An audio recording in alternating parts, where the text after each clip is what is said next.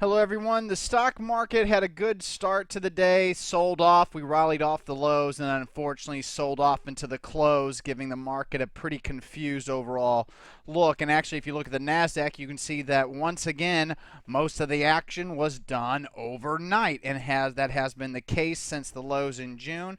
But we closed at 36.26, which is below where we opened at 36.27. So as you can see, we actually backpedaled from where we opened up. So overall, it was a solid session based on comparison to the day before, but intraday it wasn't that great, and I would expect that we continue to back and fill despite the NASDAQ hitting new highs here, because whenever I go across the board, I can see that the Russell 2000, despite being up 0.17% today, is still consolidating nicely sideways perfectly above the 50-day moving average. Would like that to continue throughout August if I can get lucky, because that would help the 200-day moving average to catch up to the price action.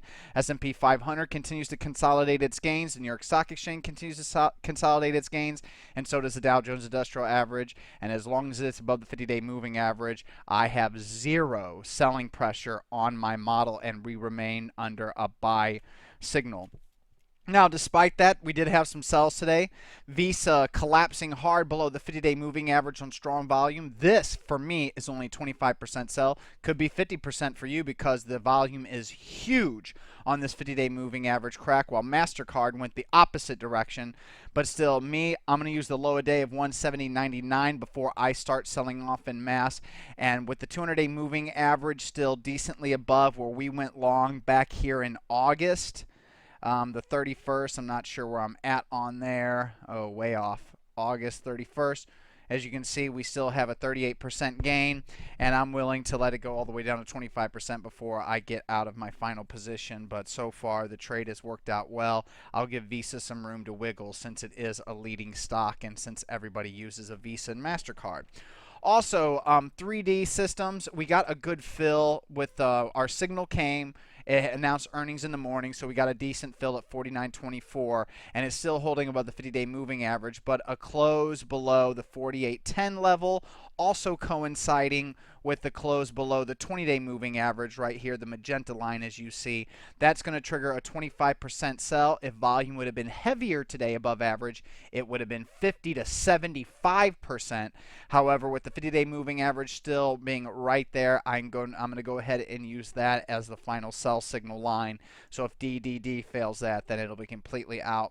Also, LOPE went from being a buyable gap up this morning, gapping up to 36.72. Actually, technically, that's not a buyable gap up as its average true range was not met. I like to see an average true range of the past 40 sessions. To gap up higher than that, and with it closing at 35.25, open at 36.72 is not big enough. It would have needed to open up at 37.50 to qualify for me.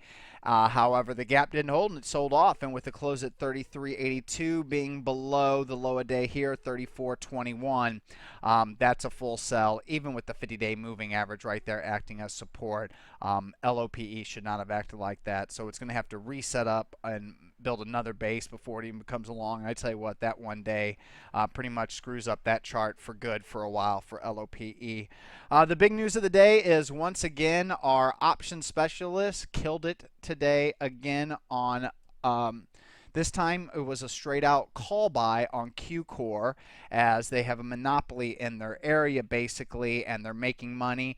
He went long the calls on the 26th, and my God, it paid off today with the stock up 28% and his calls up over 250%. Congratulations to him. This follows his Facebook win whenever he bought before earnings and nailed over 1,000% gain in his calls on the Facebook win. Currently it's up 1,000%. QCore's up 250%. That's pretty badass. And the straddles, strangles, and outright calls before earnings are paying off in this uptrend for him.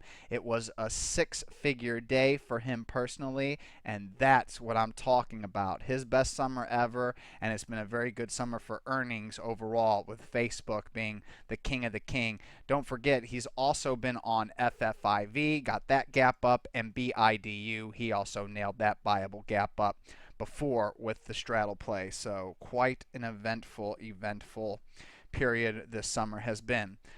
For him, not so much for me, but on a day basis isn't working on a summertime basis like normal. Not really any surprise there.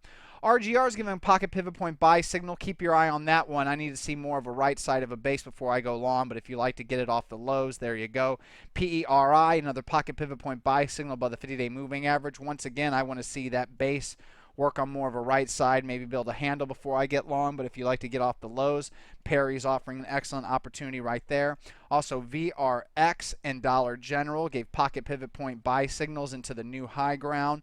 Very, very nice action there. And DATA, pocket pivot point buy signal above the 50-day moving average.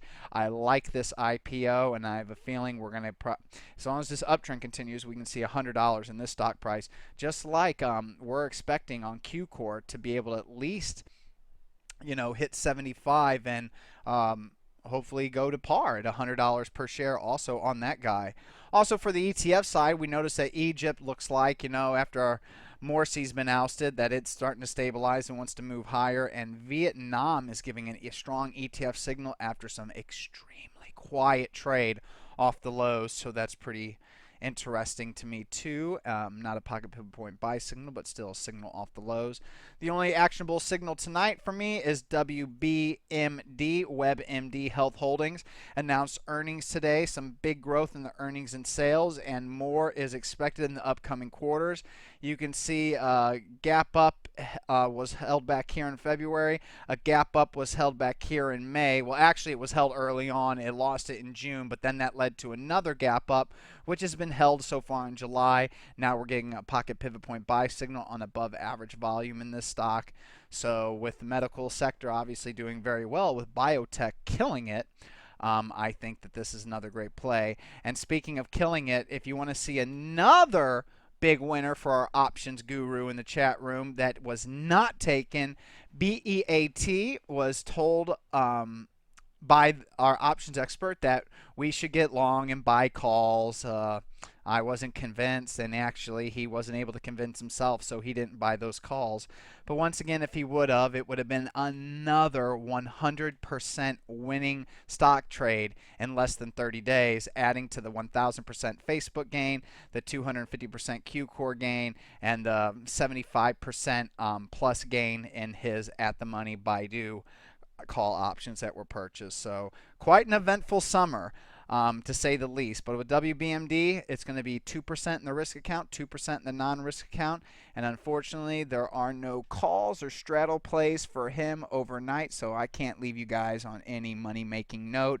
We just have to continue to deal with the consolidating market that we have going on currently while we watch the NASDAQ drift higher. The good news is that it's nice to see the NASDAQ starting to hit new highs here on above average volume with some pocket pivot point buy signals. That is a positive despite us being so far extended from the 200-day moving average. Aloha, everyone.